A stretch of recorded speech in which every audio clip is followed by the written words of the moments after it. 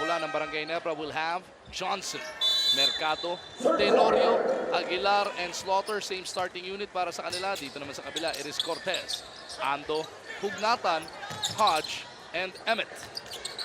Barangay Ginebra, first crack at the basket. In this third quarter play, Slaughter, deep position. They go back to that. Right away, naka-high-low play. Actually, parang nga naka-isolate lang si Greg Slaughter dun sa gitna. He's tracing that basketball. An easy 2 points right away. Cortez na ipit. Lalabas nila pabalik kay Ando. Cortez once again, all kinds of time on their shot clock. Ando trying to survey, looking for the opening. Hugnatan will offer the pick. Ando couldn't get rid of Tenorio. Bigla na lang Bebuelo. Ando with a scoop. And Meralco is back ahead by 2. Barely a minute into this third frame. Meralco 52, Barangay Ginebra 50. Aguilar with the leather. Isolated kontra dito kay Emmett. He goes back out, papunta kay Tenorio. 9 na segundo natitira sa shot clock ng mga nakapula. Slaughter on the slide, puts it up, is fouled. LA Tenorio still trying to set up his big man, Greg Slaughter. Ang ganda nun because nag-slide siya to the basket. Hindi siya nag-antay lang dun sa ilalim. So giving different looks itong Barangay Ginebra dun sa kanilang opensiba. Kung mapapansin mo, halos lahat naman ng laro ng Meralco, halos lahat yan dikit eh. Bibihira sila yung makalamang ng sobrang laki. Ang Barangay Ginebra, on the other hand, they have that ability, they have that talent level to be able to break games wide open. Mercado barrels into Mike Cortez. Basket's good. Bonus free throw is coming up. Mike Cortez telling the officials na nauna siya doon sa pwesto. Pero nakaside pa siya eh. Kahit nauna siya, nakaside pa siya. And Sol Mercado just using his strength that time and his quickness. Ikaw ba naman tatayo ka ng diretso lang si Sol Mercado? Masakit. Barreling right into yun. Teka, Masakit eh. Dito na lang sa balikat. Shoulder roll. Mayweather tayo. Mayweather. Shoulder roll. 54-52. Barangay Ginebra back ahead. Cortez looking to get it right back. Di nakuha yung tres. Rebound battle. Napulot ni Hugnatan. Emmett for 3. Punches it through! You know, they've been leaving Andre Emmett open for that three-point shot, basically baiting him to take it. Atid sa atin yan ang PLDT Home DSL triple play plans. Andre Emmett shooting 38% from that distance in this tournament. Sol Mercado gets it right back. Isa na namang tres na atid sa atin ang PLDT Home DSL triple play plans. Sol Mercado at the start here of the third quarter, coming with a lot more intensity in terms of aggressiveness dun sa offense. Kanina, you know, he was able to make a couple of layups, but not really looking to shoot as much. Hodge misses. Aguilar passes to the wrong man. Emmett attacking that baseline, goes up and under, off the glass for 2. Swabe din gumalaw ito sa Andre Emmett. And he knows once he goes towards the basket, alam niya kung saan lulusot. With 4 na puntos na para sa number 14 ng Meralco Bolts. Tabla na naman ang ating labanan. Tenorio trying to get rid of Ando. Mercado over to Aguilar. He's got Hodge on and 3 to shoot. Japet, turnaround Jay. Hindi ubra. Ando with a rebound. Pushes it up to the cool cat. Cortez scoots in. Walang tinamaan. Hugnatan a couple of fakes and is fouled. Reynel Hugnatan is probably the most patient big man pagdating dun sa mga up fake na yun. Ito po ang ating tatak Coliseum move of the game. Brought to you by Coliseum. Panatag ka pag Coliseum. Hindi makakuha sa isa. Hindi ka makakuha sa dalawa. Pagdating sa tatlo, tatalon ka talaga eh. At this point, makibalita na tayo kay Misapo. Tulad ni Orlando Johnson, Andre Emmett has been doing a lot for his team. Although he realized na kailangan daw mas i-involve pa niya ang kanyang teammates. To trust them that they can make plays like he knows they can. Lalo na daw sila Gary, si Cliff at saka si JD. Also, they have to expect more from each other as a team. And sabi nga ni Andre, he will try to bring out the best in his teammates. Magu? Etong dalawang import niya, no? Etong si Johnson, alam na natin, bumanat ito ng 50 puntos. Etong si Andre Emmett, naka-44 puntos na to in the earlier parts of this tournament. We know they can score, but right now, they want to make that playoff push. That's why they need everybody else na makapagamba. Tsaka alam nila na kahit na ganun kadaming puntos ang score nila. Oh, that's a push that time by Japet Aguilar. Let's see what the referees will do. Sideline out of bounds si Japet, no? Sa kanyang pagbuelo. And then, after the whistle, The contact was spotted. And tinuturo nga ni Clipage yung kanyang sentido. Sabi, isip-isip naman pag may time. And this is that play, Japet Aguilar going strong to the hoop. And wala na magagawa kasi. You know, they're really gonna try. And yun yung frustration ng Japet Aguilar on Cliff Hodge. Ngingiti ang kapa kasi nito ni Cliff, no? Talaga namang mabibwisit ka. And now Sol Mercado trying to get in the middle of that. The PBA game, not just a physical game, yung mental game mo matitesting din dito. Your basketball IQ and everything that comes with it, yung focus mo, kailangan spot on. Unang-una, malaking pressure na maglaro ka sa PBA. Second, it's very physical. So kung hindi mo nagagawa yung gusto mong gawin, there's frustration pa. So, you know, a lot of these emotions are going through your head, your veins, and all throughout you. So, kinakailangan talaga you need to be composed and be able to focus all that energy and make things happen. Kaya bago ka talaga umabot dito, katakot-takot ang pagdadaanan mo, which is why the PBA actually put up the D-League as Emmett scores once again para nga pagkatapos ng college or junior college, maihanda ka pa for the rigors of PBA life. Definitely very physical din yung D-League natin. So, you know, it really helps you prepare and give you a taste of what the PBA can be. Now Japet Aguilar looking like he is coming undone. He turns it over once again. Emmett will attack Slaughter, kicks it back out. Ando will backpedal it. Emmett ang aatake na naman. 10 seconds on the shot clock para dito sa Meralco. Emmett on the move, duman sa pick ni Hugnatan, trying to go high off the glass. Hodge and Japet crashing the boards. Mercado over at the other end, all the way to the cup. Tenorio finding Sol Mercado off that streaking fast break. That's what you want to do. You want to be able to fuel that passion of Sol Mercado. Andre Emmett, though, gets it right back dito sa kabilang dulo. Three-point play opportunity coming up as he picks up the third personal foul ni Greg Zilla. Well, this is that fast break. Sol Mercado, one of the most difficult guys to stop on the fast break, lalo na pag nakabuelo siya.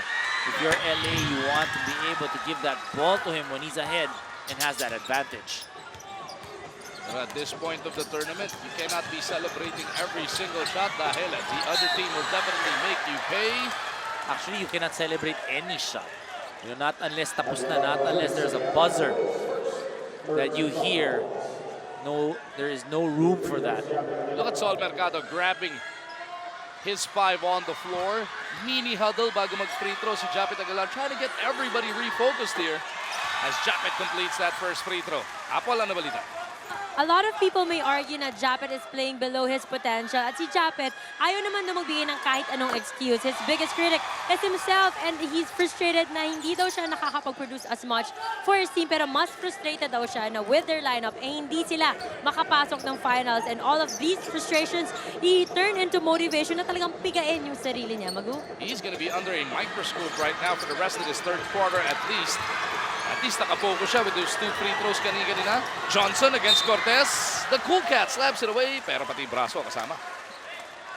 Napakahirap din eh. You've got so much potential. Everybody's watching you. Of course, it's great that the hype is there, but you need to be able to live to that potential. Ang dami na tayong nakita mga player na so much potential, but did not reach or maximize it. Tandaan natin, ito si Japet was a former #1 overall pick. Controversial at the very beginning of his career, and he's bounced around. A few teams here in the PBA. Looks like he finally found a home in Barangay Ginebra. Tsaka andun na rin yung maturity din sa laro ni Japet Aguilar. Ang laking bagay din na nakapunta siya sa Gilas, Pilipinas. You know, that really honed him. And when you're with a group of guys that have so much championship experience at yung professionalism na dahil matututunan. Ando off the curl. Makes it another 3-point lead para sa Meralco. Ando now with a total of 10 points. Tenorio almost lost it. Ando dives for it. Tenorio recovers down the middle. Bounces it back to Aguilar. Hindi lang nasa luna malinis. Ando over at the other end. Leaking out. That should count. Goaltending whistled on Johnson. This third quarter, the defense of Meralco has definitely gone a notch up. Orlando Johnson taking it to the cup. That's what you want to see coming off your own timeout. Coming off a timeout, you want your guys to be able to run your play really well and be able to go to your best scorer. This time it's Orlando Johnson going to the basket, attracting the defense, getting the contact, getting the foul, and the 2 points. Master Guapo move yun. Natin sa atin ang Master Face Club. Sikreto ng mga guwapo. Now the Meralco Balls are looking for a response. Tatlo na lang ang abante nila rito. Nathan trying to get it over. Papunta sana kay Ando. Reach and whistled on Kim Ji-won. Or Pool. Nakahawak sa jersey. Hinablot pala yung kamiseta. Coming up on the halfway mark of the third. All-important encounter between Meralco and Barangay Ginebra. Emmet puts it up. Somehow found a way in between the twin towers of Ginebra. Yung dalawang malaki na yun, Andre Emmet really scoring so well this third quarter. 11 points already para kay Andre Emmet. Aguilar, no spacing para dito sa Ginebra. Now they get into their spots. Johnson for three. Punches it through! You like how Orlando Johnson is responding to the call. Alam niyang pumupuntos na yung kalaban niyang import. He's taking it upon himself to be able to bring back order dito sa Barangay Ginebra. 16 points in the game for Johnson. Chapit with a block. Matugnatan keeping his nose in the play. Cliff Hodgerather puts it right back in to stretch her lead back up to 4. Kung naalala mo ng first 2 quarters, itong Barangay Ginebra is very aggressive off those offensive boards. Kahit shoot na, nandun pa rin tumutulong. Now it's the reverse. It's Meralco that's been very aggressive. Aguilar rattles this one home. Chapit's got 11 points. So looks like naipagpag naman kagad ni Chapit yung skirmish nila kanina neto ni Hodge. Kept his head down, has refocused. As an illegal pick, it's whistled on Hugnata.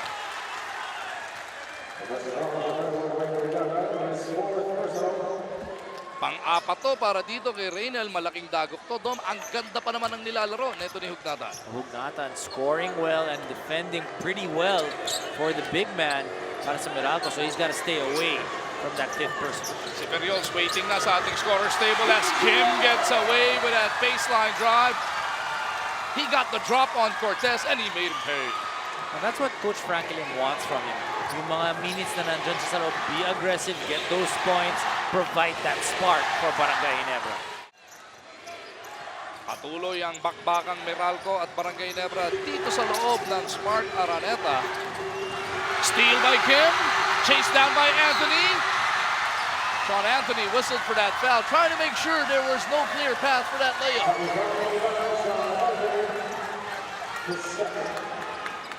What a third quarter this is turning out to be, Dom. Tiktikan ang ating labanan. Doesn't get closer than this. Tabla ang ating labanan. And you like the energy na pinapakita ng dalawang kapuran. And it doesn't matter if it's the guys that started out in third quarter or yung mga pumalit na galing dito sa bench. Nandun yung intensity, nandun yung urgency to win. We mentioned it at the beginning. It's time to go big. We welcome to the PBA, Mr. Lee Sang-min. Naalala mo, Dom? Bumasag sa collective hearts nating lahat. Ayokong alalanin. The 2002 Busan Asian Games, yung tumira ng 3 at nagpasok para palubugin tayo. Ayokong alalanin.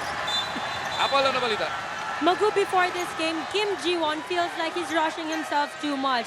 Feeling niya hindi siya nag-take ng mga good shots. Kaya naman ang focus niya ngayon, unang-una, is to feel more comfortable muna sa loob ng court. And as a team, na-realize niya na kailangan niya i-maximize yung advantage nila both in and outside the paint. Dahil alam naman daw niya na magaling sila on both ends. And pag nagawa daw nila yon, kumpiyansa siya na maipapanalo niya yung remaining games na Magu. Thank you, Ms. Apple.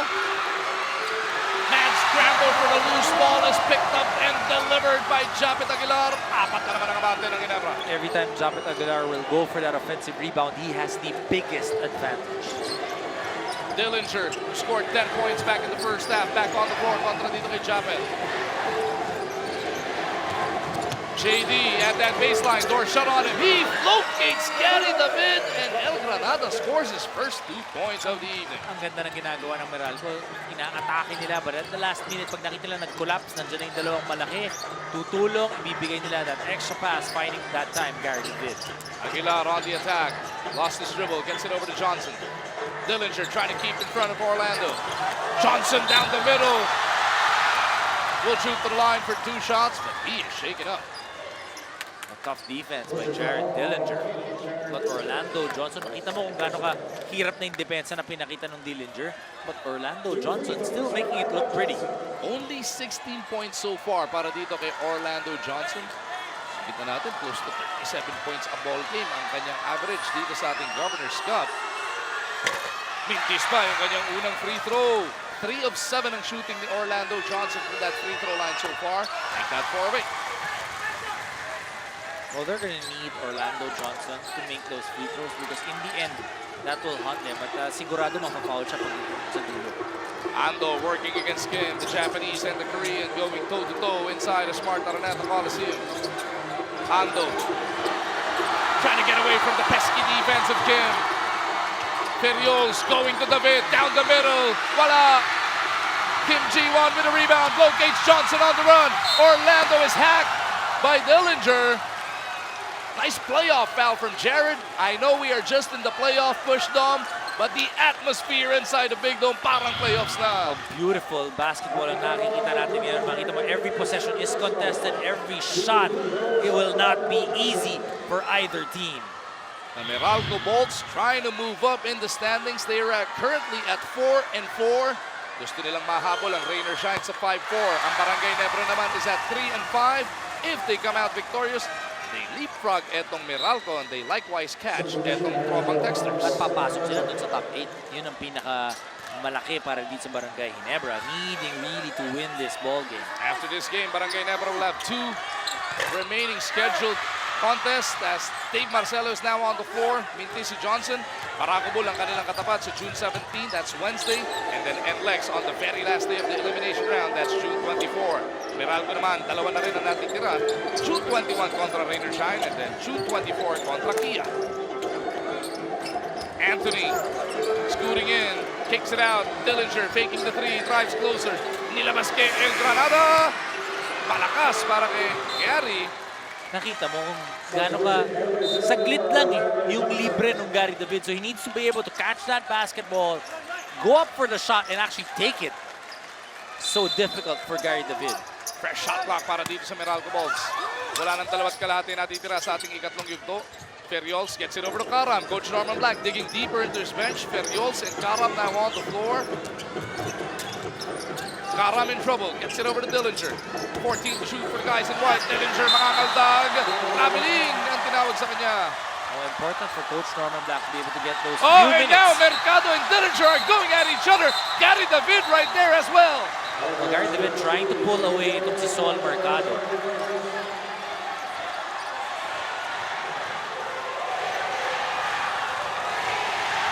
Coach Norman Black trying to separate these players, Sol Mercado and Jared Dillinger now talking to each other.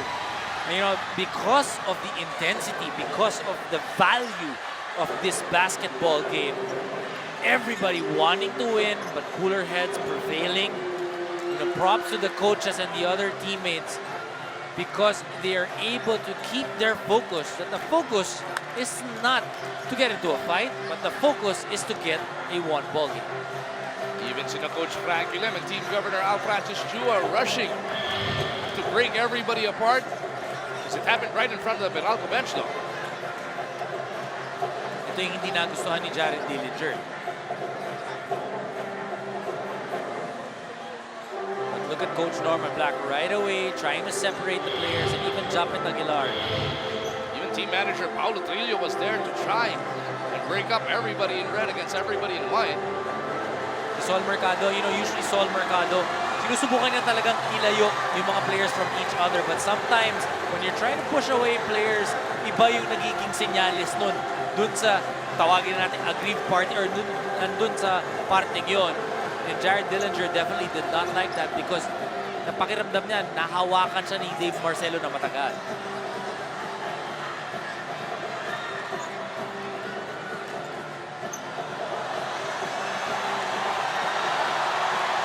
David really trying to pull away itong si Sol Mercado. Mukhang everybody naman had the best of intentions. So nag-cancel out yung unang dalawa, no? Kay Dillinger at kay Mercado. And now yung technical kay David ang bibigyan ng free throw and Tenorio will take it para sa Barangay Ginebra. And now all three of those guys, as Tenorio makes the technical free throw, will have to watch it though. One more And you're incident out. like that, you're gonna be out of the game. And syempre, the referees will be paying closer attention pag kayo na naman ang nagkakiskisan dyan. Especially if you're Jared Dillinger, ang ganda ng pinapakita mo, ang ganda ng linalaro mo. And he is the captain of the Meralco Bolts. They will need his leadership as we go along. Mentioned it earlier, the atmosphere really feeling like it is already the playoffs as both teams trying to make that final playoff push. Just a couple of games each remaining on their schedules. Tenorio may tangan ng bola, gets it over to Johnson. Emmett right on him. We go back to playing basketball. Mercado against Emmett, over to Johnson. Tenorio wants it against Cara. Johnson puts up a long one. Couldn't get the bounce. David para sa rebound. Meralco Bolts with a chance to inch closer, down by 5.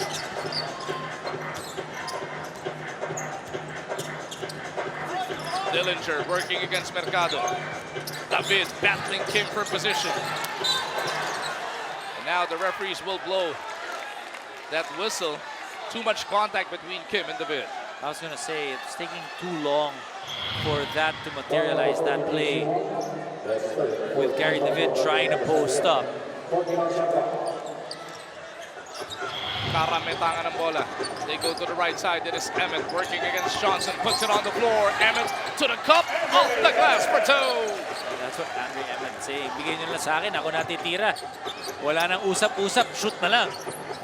Lamang ng Ginebra, baba sa 3. Coming up on a minute remaining sa ating ikatlong yugto. Karam with a tap. Picked up by Dillinger. Pero yung pasa was behind El Granada. And Karam frustrated dahil nauna na siya sa breakout. From both Dillinger and Gary David. You know, parang nagsabi siya, sige, okay na.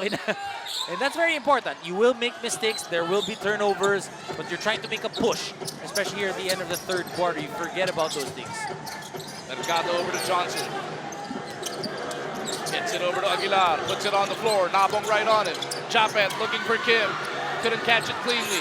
Kim back to Aguilar, 3 to shoot. Chapet jumps it out, Johnson for 3, and the bailout, di makuha. The ball will go back to the Bolts. Oh, you gotta credit the defense, Magu, of Meralco. Really not allowing too many inside points in the third quarter, especially taking away yung puntos nitong si Greg Slaughter. Only 4 points dito sa third quarter, nanggaling pa yung dalawa dun sa free throw. Karam against Tenorio. Emmett will pop out. Johnson giving chase. Emmett gets the drop. Puts it off the glass. Malakas. Tenorio pushing it hard. LA down the middle. Gets it to the Soul Train. He goes reverse. Once again, LA Tenorio finding Sol Mercado. That's what you want to do. Gusto mo makashoot yung Sol Mercado for him to be able na makalimutan na yung physicality na nangyari earlier on. Dillinger for 3. No. And that'll do it for the first 36 minutes of action.